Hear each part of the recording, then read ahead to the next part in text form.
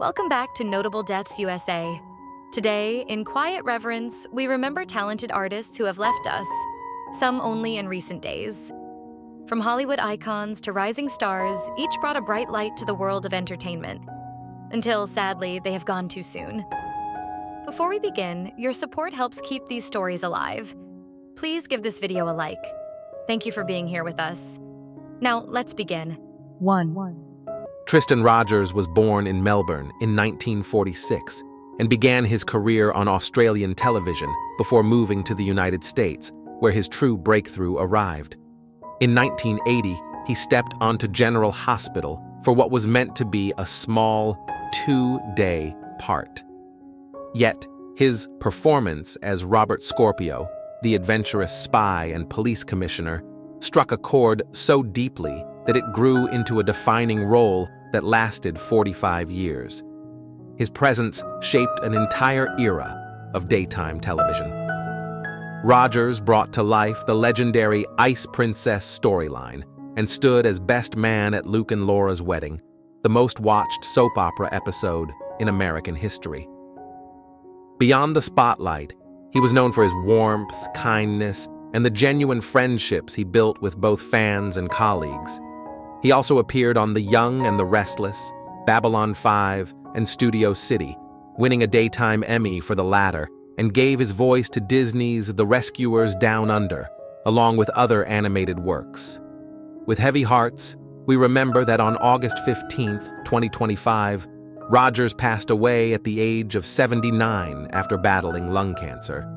He is survived by his wife, Teresa Parkerson, and their children, Sarah and Cale. His legacy remains alive in the unforgettable characters he created and in the countless lives he touched both on screen and beyond.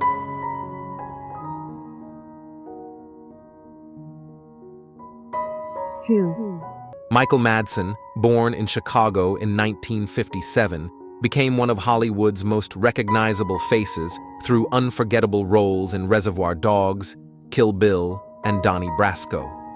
His portrayals of characters like the chilling Mr. Blonde and the stoic Bud gave him a reputation for quiet intensity and depth. Away from acting, he was also a poet, photographer, and artist whose creativity stretched across many forms. With deep sadness, it was on July 3, 2025, that Madsen passed away at the age of 67. A month later, his longtime friend, Quentin Tarantino, honored him with a private memorial at the Vista Theater in Los Angeles. Tarantino recalled a moment from Reservoir Dogs when, after making the tough choice to dismiss a disruptive actor, Madsen left him a voicemail saying, "I respect it as a director, as a captain, and as a man. I'm on your side, buddy." Though his life carried hardships, including personal losses in recent years, his mark on film remains profound. He is survived by his sister Virginia, his children, and his former wife, Deanna. The film world remembers him not only for the power of his performances, but also for the fierce loyalty he showed to those around him.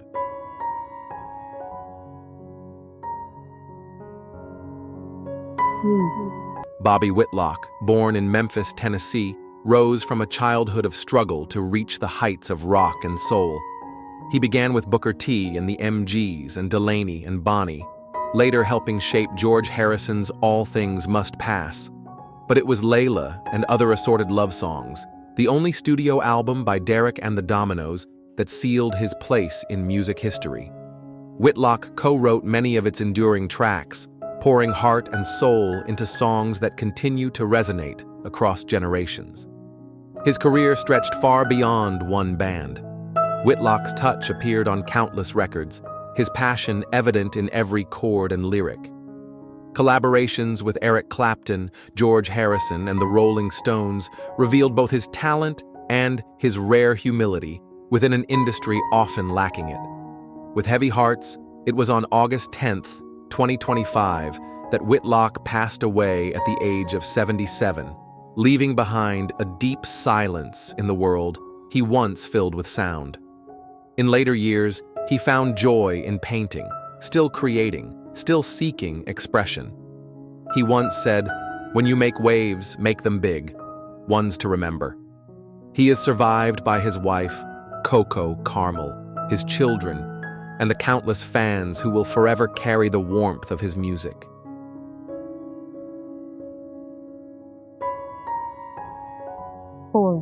Loretta Swit, born in New Jersey, began her path on stage and television in the late 1960s, appearing in guest roles on Hawaii Five-0, Gunsmoke, and Bonanza, before finding the role that defined her career. In 1972, she was cast in MASH, where over 11 seasons she reshaped Major Margaret Hot Lips Houlihan from a flat stereotype into a layered, compassionate, and inspiring character. Her work earned 2 Emmy Awards and 10 nominations, making her one of the most recognized faces in American television. Her career also thrived in theater, with more than 1,200 performances of Shirley Valentine, showing her versatility beyond the screen. Offstage, she devoted herself to animal welfare. She founded the Swit Heart Animal Alliance, produced the global series Those Incredible Animals, and spent decades using her voice to support compassion and awareness for wildlife. With deep sadness, it was on May 30th, 2025, that Swit passed away peacefully at her home in New York City. She was 87, leaving behind not only a celebrated body of work, but also a legacy of kindness. She is remembered as both a brilliant actress and a tireless humanitarian, whose influence will continue to inspire and uplift for generations to come.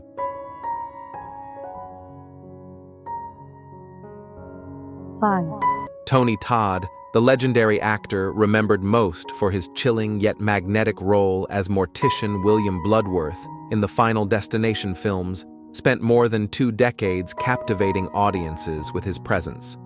His final project, Final Destination: Bloodlines, was filmed only months before his death and became both a farewell for the character and a closing chapter for the man himself. Aware that his time was short, Todd worked closely with the filmmakers to create a parting moment worthy of his legacy. In one of the film's most powerful scenes, Bloodworth reflects on life's fragility and the certainty of death. At the urging of the directors, Todd set aside the script and spoke straight from the heart, not only to the characters on screen, but to the fans who had followed him for years. With heavy hearts, it was in November 2024 that Todd passed away at the age of 69, leaving behind a moment that feels less like fiction and more like a true goodbye. His words, "Life is precious. Enjoy every single second.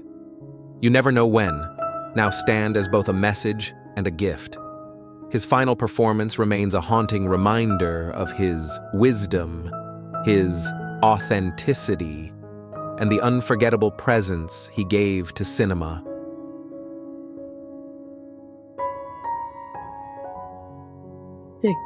Born on June 24, 1965, Danielle Spencer found her place in American television history at a young age.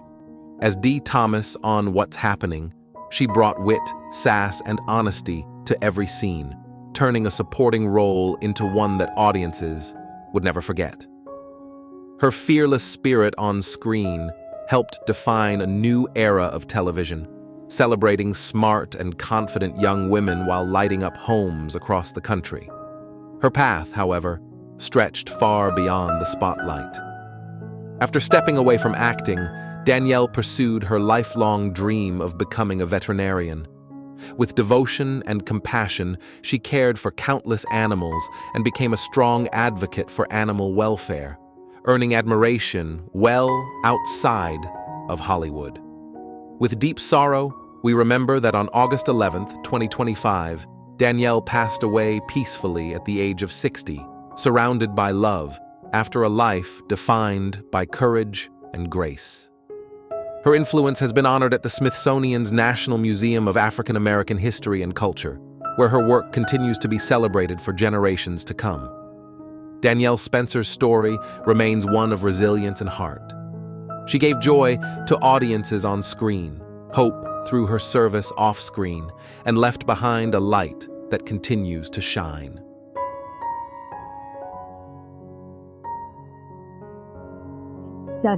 Robert De Niro.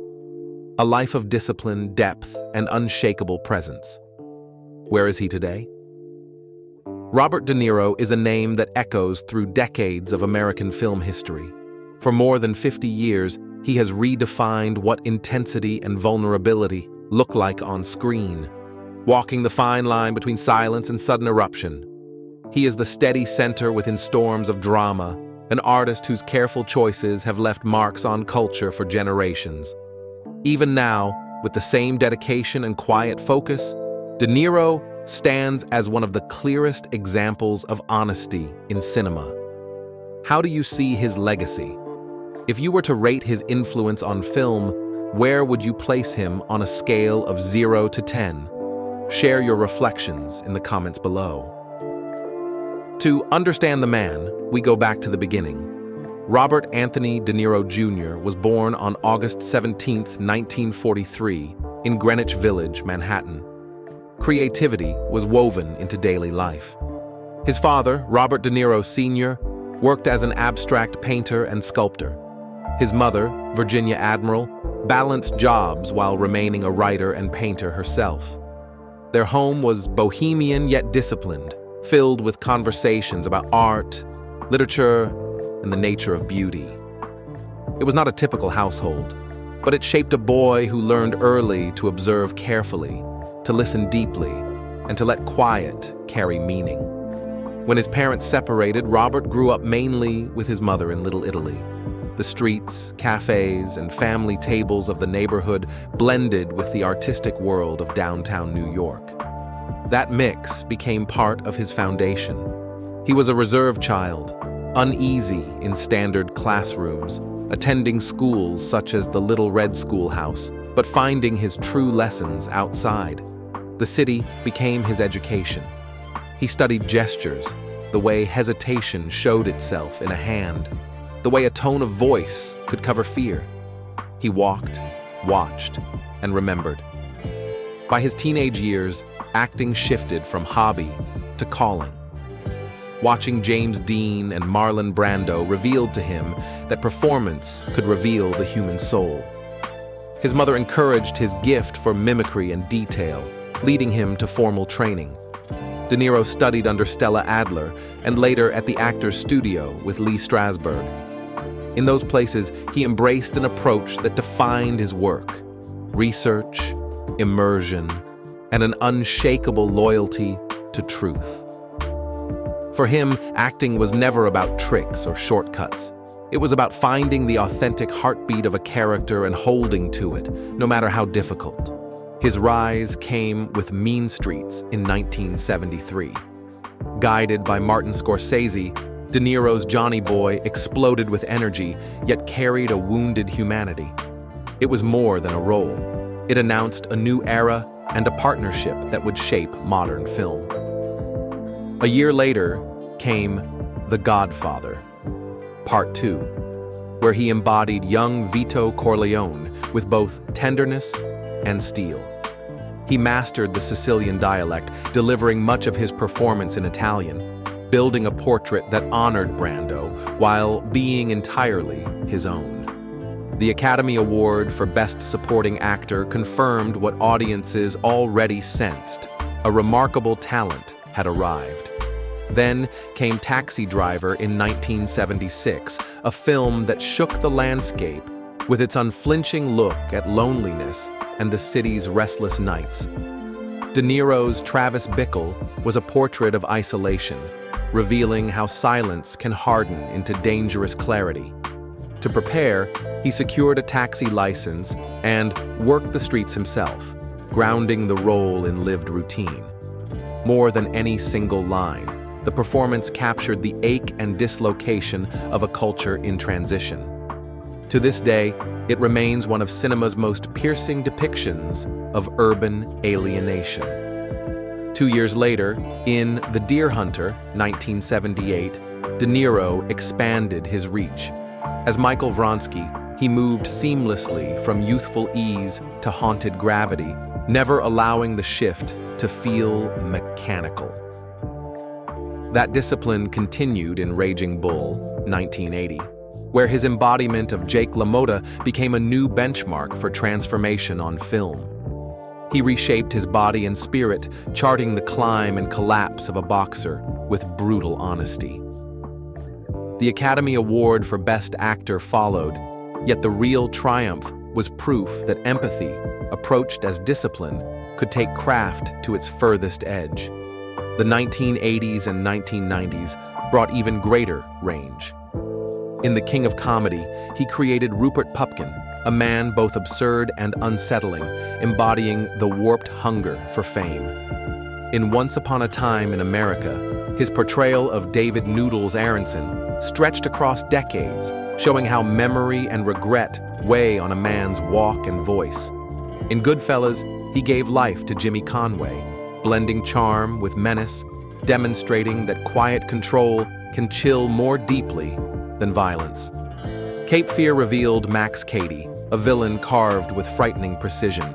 And in Heat, he stood opposite Al Pacino in the legendary coffee shop scene, two titans speaking across a table about the price of lives defined by crime. Each role was distinct, yet all explored the infinite layers of human contradiction. Through it all, De Niro's process never wavered. He immersed himself completely, researching, mastering dialects and languages, stepping into the daily rituals of those he portrayed.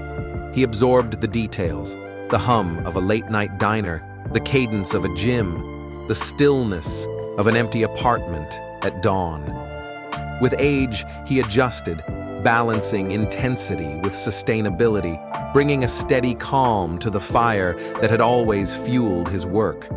Though private, his personal life often shaped his choices. His relationship with his father, Robert De Niro Sr., a gifted painter, was complicated yet defining. In 2014, he produced and narrated Remembering the Artist Robert De Niro Sr., a documentary honoring his father's creative legacy and the bond between a reserved son and a man devoted to canvas. It was part tribute, part dialogue, an attempt to continue conversations left unfinished. As a father of 6, De Niro leads less with statements than with action. Late-in-life parenthood has grounded him in ordinary rhythms beyond the industry spotlight. He has also used his platform to advocate for acceptance of neurodiversity, choosing compassion and respect in speaking about the world his family navigates. The later chapters of his career have been no less vital, though infused with a different energy. The Intern, 2015, revealed a softer, generous rhythm that reminded audiences he could play wisdom with the same ease as youth. Joker, 2019, placed him in the middle of a cultural storm about media and empathy, and he delivered with the measured gravity of experience, letting pauses speak where words could not. That same year came The Irishman, reuniting him with Scorsese, Pacino, and Pesci in a long meditation on loyalty and consequence. Technology allowed them to span decades, yet the film's center was timeless: friendship, choices, and the long echo of actions. Away from the camera, De Niro has always been a builder. In 2002, he co-founded the Tribeca Film Festival, born from the city's desire for renewal. What started as a gesture of care for his community became an international stage for filmmakers, a spark for Lower Manhattan's revival, and a reminder that storytelling can hold people together. His ventures into restaurants and hospitality, from Tribeca Grill to the Greenwich Hotel, came from the same instinct: to make places where people could meet, eat, and share life. His identity is inseparable from New York, and the city continues to claim him as its own. So where is Robert De Niro today? Exactly where a craftsman of his stature belongs, still at work.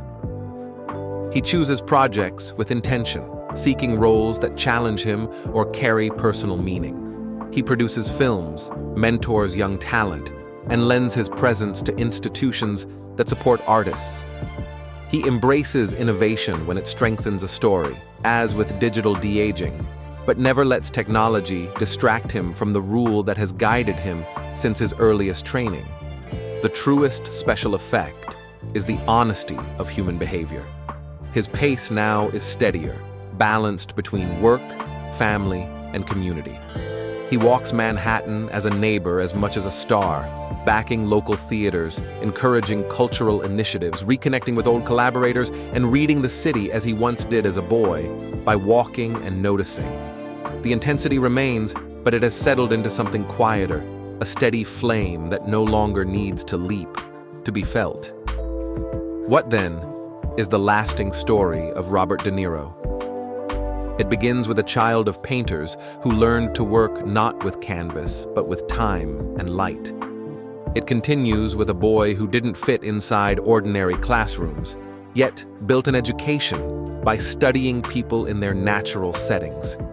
It carries into a career where devotion to craft set a new bar, followed by later years that offered a model of wisdom, balance, and contribution. His life proves that ferocity and grace can live within the same frame. As you reflect on his journey, from Greenwich Village to Little Italy, from Johnny Boy to Vito Corleone, from Travis Bickle to Neil Macaulay, from the urgency of early roles to the authority of his later work, think of your own favorite moment. Was it a single line, a fleeting close-up, a scene so quiet the theater leaned forward? Share it in the comments. On a scale of 0 to 10, how would you measure Robert De Niro's impact on acting? If this tribute speaks to you, please like the video, pass it to a fellow film lover, and subscribe for more stories of the artists who shaped the way we watch, feel, and remember. Robert De Niro's journey continues, and with it, the ongoing conversation about courage, curiosity, and the force of honest storytelling.